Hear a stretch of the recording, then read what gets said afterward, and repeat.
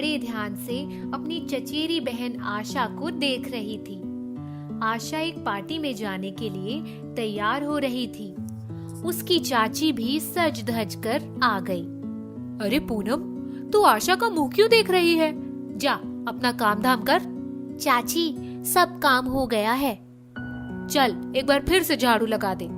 फर्श पर बहुत धूल इकट्ठा हो चुकी है। हाँ, हम लोग एक पार्टी में जा रहे हैं। तू अपना और चाचा का खाना बना लेना, हम लोग खा कर आएंगे। ठीक है चाची।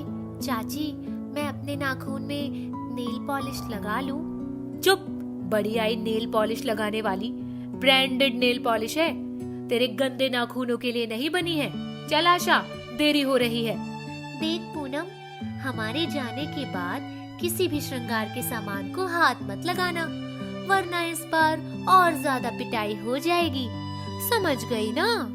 ठीक है दीदी, आपकी किसी चीज को हाथ नहीं लगाऊंगी। चाची और दीदी के जाने के बाद पूनम अपने माँ बाप की तस्वीर के सामने खड़ी होकर रुआसी हो गई। मम्मी पापा, आप लोगों के जाने के साथ साथ मेरी तकदीर भी मुझसे रूठ कर चली गई। मुझे याद है, आप लोगों के साथ हर तरह की पहनने, खाने पीने की पूरी आजादी थी। अब तो कोई मनचाही चीज को पाना तो दूर, छूना भी मुश्किल हो गया है। कुछ देर में पूनम के चाचा घर पर आ गए। चाचा जी, यह लीजिए, पानी पीजिए। अरे, मैं आया नहीं कि तू पानी लेकर हाजिर हो जाती है। जलेबी लाया हूँ, खा लेना। तुम्हारी चाची और आशा कहाँ गई हैं? एक पार्टी में गई हैं चाचा जी। कह रही थी आने में देर होगी, खाना खाकर आएंगी। उन्हें आराम से आने दो। लाओ, हम दोनों जलेबी का मजा लेते हैं। चाचा की बातों और जलेबी ने पूनम का दुख भुला दिया। वह खुश हो गई। रात हो गई थी। कुछ देर में पूनम की चाची और आशा घर पर आ गई। क्यों री पूनम, अपने चाचा को खाना नहीं खिलाया? हम दोनों खा पी कर फिट हैं। आप लोगों का पेट भरा है ना? बड़ा कंडम खाना था, न तीखा था न जरा भी जायकेदार। पूरा मजा किरकिरा हो गया। बीच में मैं गिर भी गई। अरे, ये हाई हील की सैंडल में यही खतरा रहता है। कभी कभी पहनती हो और पैर डगमगा जाता है। चाचा, मुझे भी एक हाई हील की सैंडल चाहिए, एक नेल पॉलिश भी चाहिए। यह मुंह और मसूर की दाल, इनका बाप बड़ा खजाना छोड़ कर गया था ना। हाई हील की सैंडल पहनकर नेल पॉलिश लगाएंगी। आज के बाद कोई फरमाइश की बात मत करना। 2 वक्त का खाना मिलता है, बहुत बड़ी बात है। क्यों ऐसी बातें कर रही हो? उसकी ज्यादा तरफदारी मत करो, अपनी माँ की तरह ही बड़ी नाटकी है। 2 दिन के बाद दोपहर सभी लोग खाना खाने बैठे। पूनम, रात की 3 रोटी बची है, तू खा ले। ठीक है चाची। उसमें से एक मुझे दे दो और एक तुम भी खा लो। मैं आपको बासी रोटी क्यों खिलाऊं? मैं भी नहीं खाती। पूनम भी हम दोनों की तरह इंसान ही है, उसे क्यों खिला रही हो? वह रोज खाती है और खाकर पचाती है, हम नहीं पचा पाएंगे। आशा को तो उल्टी हो जाती है। आज से पूनम को सिर्फ ताजा खाना ही दिया जाएगा। पूनम, हम लोग खाना खाकर पड़ोस में एक प्रोग्राम में मिश्रा भाई साहब के यहाँ जाने वाले हैं। तुम बर्तन मांज लेना, सफाई कर लेना।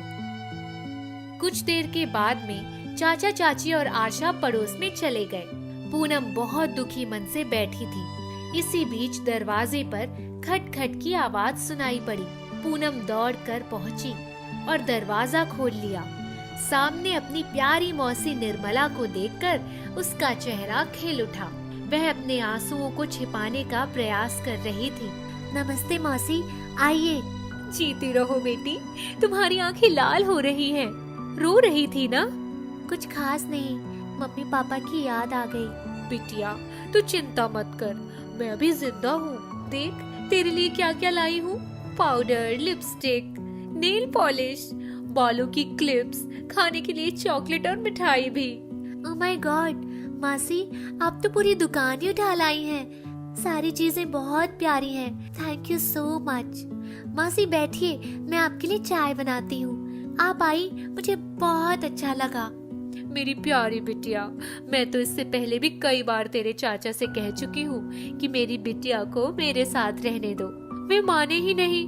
तो चिंता मत कर, मैं तुझे अपने साथ रखूंगी। लगता है सभी लोग बाहर गए हैं। चाचा और चाची यहीं पास में मिश्रा अंकल के यहाँ गए हैं। मासी, यह सारी चीजें मेरे लिए हैं, मैं इन्हें छू सकती हूँ? हाँ बेटा, यह सब तुम्हारे लिए है, ऐसे क्यों कह रही हो?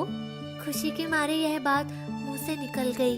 बिटिया, मैं समझ रही हूँ, तुम्हें यहाँ तकलीफ है। मासी चाय पीने लगी और पूनम नेल पॉलिश खोलकर अपने नाखून में लगाने लगी। मासी, देखो मेरे नाखून कितने सुंदर दिख रहे हैं। बहुत अच्छी और बहुत चमकीली नेल पॉलिश है। अरे बिटिया, जब मैंने पहली बार सवेरे इस नेल पॉलिश को लगाया तब तुम्हारे मौसा जी मुझ पर इतने खुश हुए कि उन्होंने मुझे 25 साल पहले वाला जमाना याद करा दिया। यह ले लो, वह ले लो, क्या चाहिए सब कुछ, बोलो वगैरह वगैरह। उन्होंने कई चीजें बिना मेरी फरमाइश के भी लाकर मेरे सामने पेश कर दी। उसी दिन शाम के 4:30 बजे हम एक पुराना प्रॉपर्टी का कई सालों से चल रहा मुकदमा भी जीत गए। उस प्रॉपर्टी की कीमत 5 करोड़ रुपए है। बिटिया, इस नेल पॉलिश में जादू है। मासी, आपको बहुत बहुत बधाई, यह तो बड़ी खुशी की बात है। हाँ बिटिया, मैंने फैसला किया है कि 50 लाख तुम्हारे नाम फिक्स डिपॉजिट में जमा करूंगी। तुम्हारे मौसा ड्यूटी पर से छूटने के बाद आज यहीं आने वाले हैं। यह लो 10,000 रुपए, अपने पास संभाल कर रखना। शाम को मौसा जी भी आ गए और कुछ देर में चाचा चाची और आशा भी आ गए। मौसा ने सबके सामने पूनम के लिए 2 बहुत अच्छी बातें कही। हम लोग पूनम के नाम 1 लाख रुपए किस्त डिपॉजिट कर रहे हैं। दूसरी बात, मेरे एक मित्र जिनका लड़का अभी अभी IAS के एग्जाम में पास हुआ है, उसके लिए लोगों ने पूनम का हाथ मांगा है। वो लड़का भी हमारी पूनम की तरह बहुत सुंदर और संस्कारी है। भाई साहब, ये तो बड़ी खुशी की बात है। जो दूसरों का भला चाहते हैं, भगवान उनका भला करते हैं। भाई साहब, हमारे पूनम की शादी का पूरा खर्चा हम उठाएंगे। शादी होगी और बड़ी धूमधाम से होगी। हम आज से अपनी पूनम बिटिया को अपने घर ले जाना चाहते हैं। आपको कोई एतराज तो नहीं है? अरे, हमें कोई एतराज नहीं है भाई साहब। हमारी राजकुमारी को आप अपने साथ ले जा सकते हैं। हमें इसकी बहुत याद आएगी।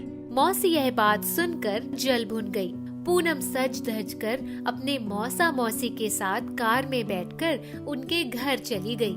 नेल पॉलिश के चमत्कार से किस्मत उसके ऊपर फिर से मेहरबान हो गई।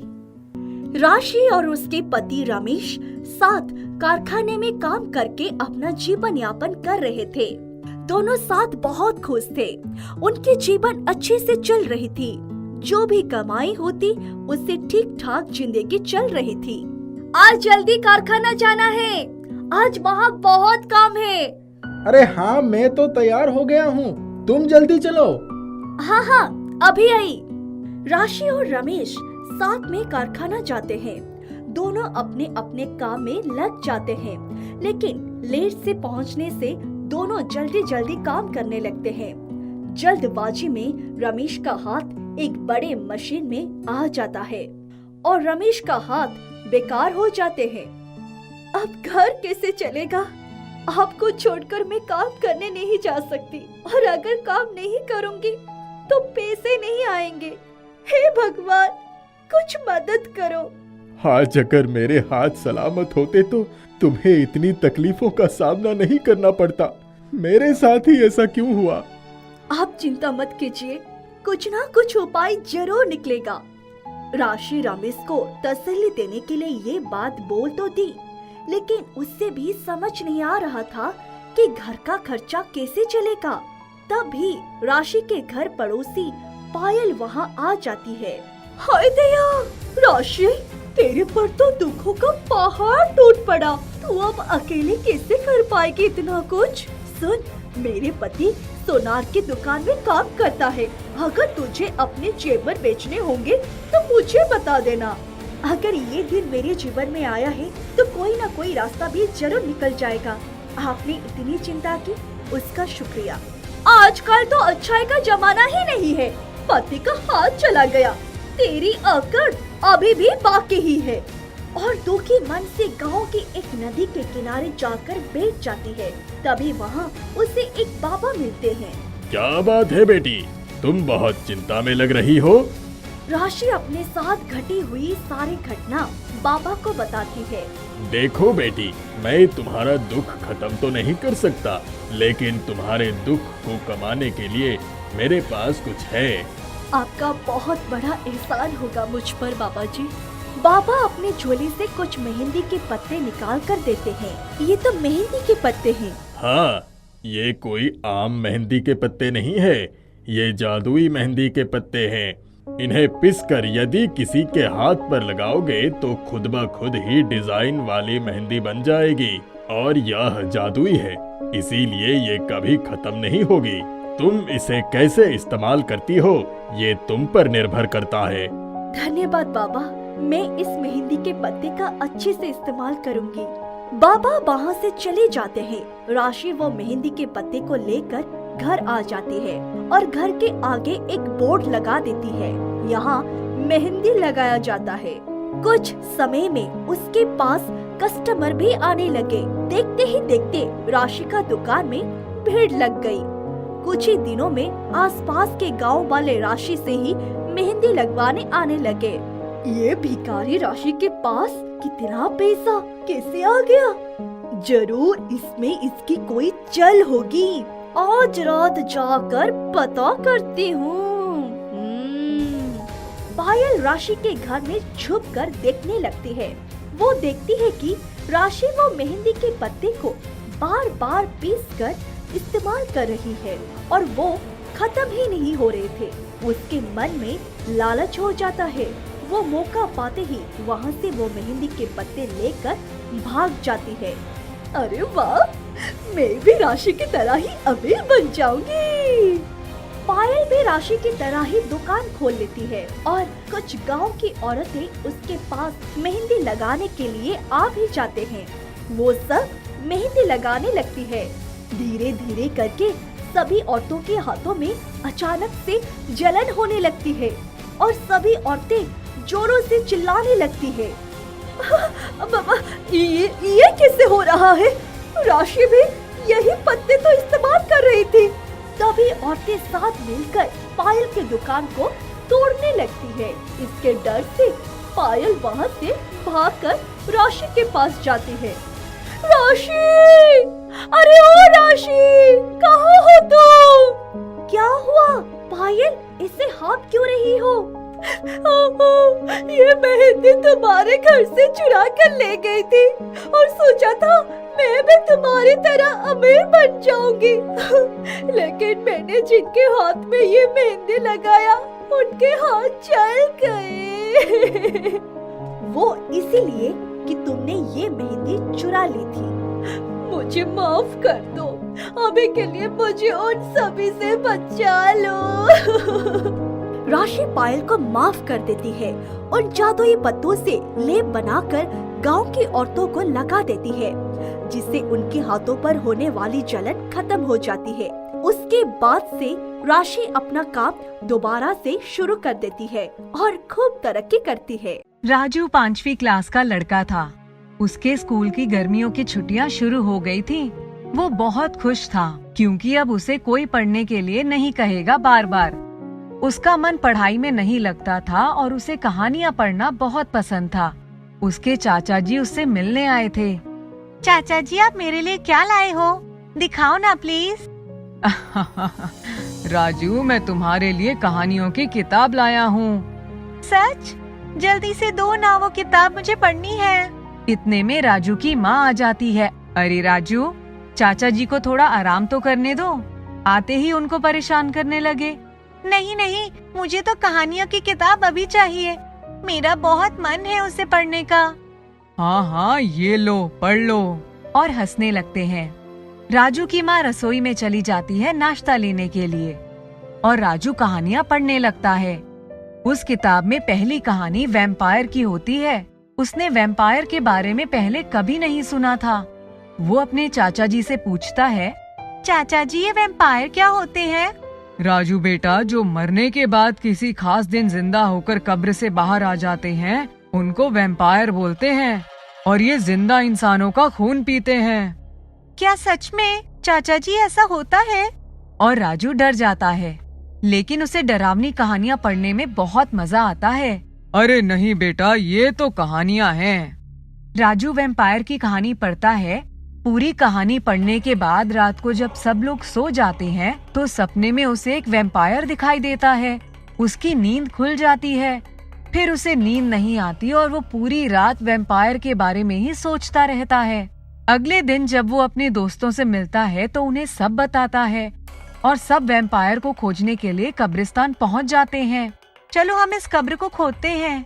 एक बच्चा ऐसा करने से मना करता है, लेकिन सब नहीं मानते और कब्र खोदने लगते हैं। कब्र खोदते ही उन्हें कब्र के अंदर एक वैम्पायर दिखाई देता है, जिसके लंबे लंबे नाखून और बड़े बड़े दांत होते हैं। वो बहुत ही खतरनाक दिख रहा होता है। सब बच्चे डर जाते हैं और राजू कहता है, अरे तुम लोग डरो मत, अभी ये सो रहा है, इसलिए वह हमें कोई नुकसान नहीं पहुंचाएगा। राजू ने कहानियों की किताब में पढ़ा था कि अगर कोई वैम्पायर का नाखून ले ले तो वह उससे कोई भी काम करवा सकता है। इसलिए वे सब बच्चे वैम्पायर का नाखून निकालने के लिए वहाँ पहुँचते हैं। जैसे ही राजू वैम्पायर का नाखून तोड़ने के लिए हाथ बढ़ाता है, वैम्पायर जाग जाता है। तुम लोग कौन हो और यहाँ कैसे आए? जाओ यहाँ से, वरना मैं तुम सब लोगों का खून पी जाऊंगा। इतना सुनकर बच्चे डर के मारे भाग जाते हैं और कब्रिस्तान के गेट के पास सब बच्चे छुप जाते हैं। लगता है वो वैम्पायर फिर से सो गया होगा। चलो यही मौका है, हम लोग उसका नाखून तोड़ ले, फिर वो हमारे बस में हो जाएगा। बच्चे फिर से वहाँ पहुँच जाते हैं। उनको वापस आया देख वैम्पायर को बहुत गुस्सा आ जाता है और वो सब बच्चों को पकड़ लेता है। तभी अचानक एक बच्चा छूटकर भाग आता है और घर आकर राजू की मम्मी को और चाचा को सब बताता है। वे सभी कब्रिस्तान पहुंचते हैं और वैम्पायर से माफी मांगने लगते हैं कि वे उन बच्चों को छोड़ दे। वैम्पायर बहुत गुस्से में होता है और बोलता है, ये बच्चे यहाँ क्यों आए थे? मैंने इन्हें वापस जाने के लिए कहा था, पर ये लोग नहीं माने, इसलिए मैं इन्हें नहीं छोड़ूंगा और इनका खून पी जाऊंगा।